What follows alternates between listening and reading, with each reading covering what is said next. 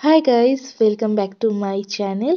আজ আরেকটা নতুন ভ্লগের সাথে তোমাদের সামনে চলে আসলাম। এখানে আমি আর মা রেডি হচ্ছিলাম। কোথায় যাচ্ছি বলো তো? যাচ্ছি মাসি বাড়িতে।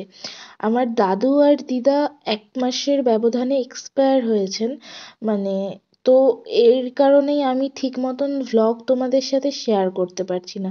দেখো, আমি চাইলেই এই ভ্লগগুলো দিতে পারতাম, কিন্তু এটা তো একটা প্রাইভেট বিষয় না, বলো? তো আমি চাইনি এটা সোশ্যাল মিডিয়ার মধ্যে আনতে। তো আজ প্রায় ওনাদের গত হয়েছেন, ওনারা 2 মাস হতে চললো। মানে দাদু মারা যাবার 1 মাস 18 দিনের মাথায় আমার দিদা আবার মারা যান। তো মার পক্ষে এই শোকটা নেবা খুব কঠিন ছিল। তো এটা প্রত্যেকটা ছেলেমেয়ের জীবনেরই সিচুয়েশন। তো যারা রিলেট করতে পারছো তারা সবাই বুঝবে। আর এখানে এর জন্য আমি মাকে নিয়ে একটু বেড়াতে যাচ্ছিলাম, মার মনটা ভালো করার জন্য। আমি আমার মাসি বাড়ি শিমুরালিতে যাচ্ছি।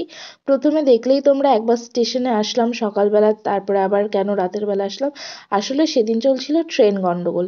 আমি প্রথমবার স্টেশনে আসলাম 3টে নাগাদ, আমার 3:45 নাগাদ একটা ট্রেন ছিল, কিন্তু সেটা ক্যান্সেল। কিন্তু সেটা ফোন অ্যাপে যেহেতু দেখাচ্ছিল আছে, তো আমি সেই সোর্সে এসছিলাম।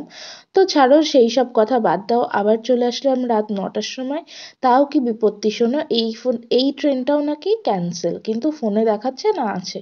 তো যাই হোক, যথারীতি বাবা এদিকে কথা টথা বললো। দেন ওখানকার ভাগীরথী থামিয়ে আমরা রানাঘাট পর্যন্ত পৌঁছলাম। দেন রানাঘাট থেকে আমরা আবার লোকাল ধরে শিমুরালি পৌঁছলাম যথারীতি। এই যে বাবা মা মানে ওদের মধ্যে কথা বলছিল, বাবা কারোর একটার সাথে।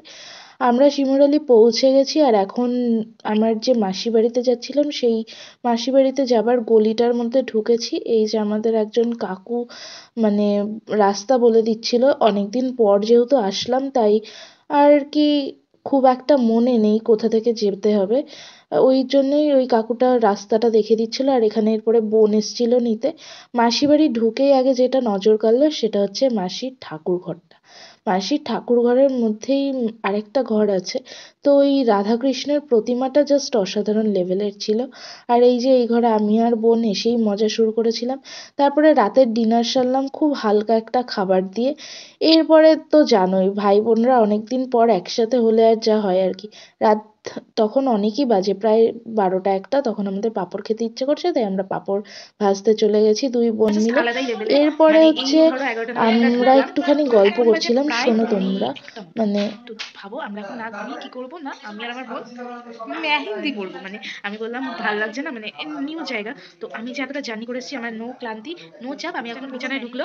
এইবার এই যে আর্টিস্ট বসেছেন আর এই যে হাত, এবার হচ্ছে আর্ট শুরু হবে। এই আর্টিস্ট আর এই যে আর্ট শুরু হবে। এরপরে বোন মেহেন্দি করছিল, কিন্তু কিছুক্ষণ মেহেন্দি করার পর না কেমন জানি আমার ঘুম ঘুম লাগছিল। খুব টায়ার্ড লাগছিল, তাই আমি কোলবালিশের উপর মাথাটা রেখে ঘুমিয়ে গেছিলাম। এই যে মেহেন্দি আর্ট শেষ। তো বাথরুম দিয়ে এসে আজকের তো তারপরে ভিডিওটা উঠাই এইটুকুই। হবে তো। ভালো লাগলে like, comment, share, subscribe. Tata.